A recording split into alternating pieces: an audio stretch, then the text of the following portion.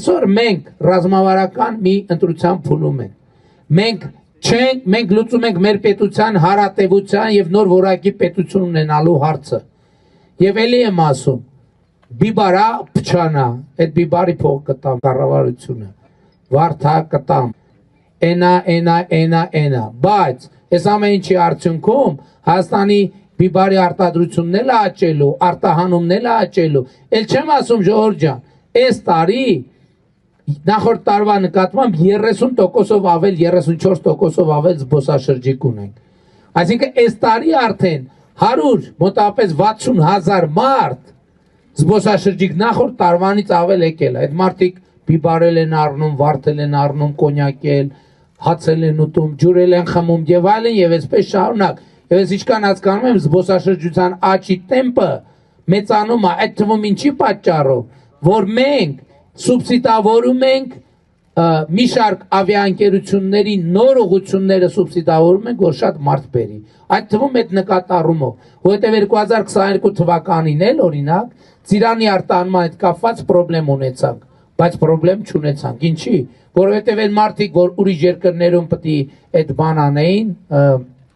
ուրիշ երկրների սուպերմարկետներում առնեին ուտեին, 50,000, 60,000 մարդու հոսք եղավ Հայաստան, եկան Հայաստանում առան։ Էլ չեմ ասում, որ մարդիկ շատ են բողոքում գների աճից։ Հիմա այս իրավիճակը հույս ունեմ մի քիչ կօգնի, որ Միրգ Բանջարեղենի եւ այլնի գները մի քիչ Հայաստանի Հանրապետությունում ընկնեն, բայց ընենց որ արտահանողները իհարկե չտուժեն եւ մենք իրանց անպայման կաջակցենք։ Բայց նաեւ այս պատմությունները ամեն ինչը հետևյալի մասին է ժողովուրդ ջան եւ ամենակարևոր թեման, որը ես ձեզ հետ ուզում եմ կիսեմ, հետևյալն է։ Հայաստանի Հանրապետությունում հաստատված է խաղաղություն եւ ես բոլորիդ շնորհավորում եմ հաստատված խաղաղության առիթով։ Եվ առաջիկա ընտրությունների հիմնական հարցը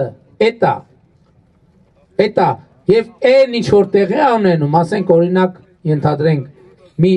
ավտոմեքենա բիբար հետ եկավ։ Մի ինչի համար է, որ մարդը ասի, վայ ես բիբարի հետ կապված խնդրեմ կա, ուրեմն արի ես խաղաղությանը տեր չկանգնեմ։ Ես տեր կանգնեմ բիբարին, խաղաղությանը տեր չկանգնեմ։ Սա, հա? Բիբարին մենք տեր կկանգնենք, դուք խաղաղությանը տեր կանգնենք։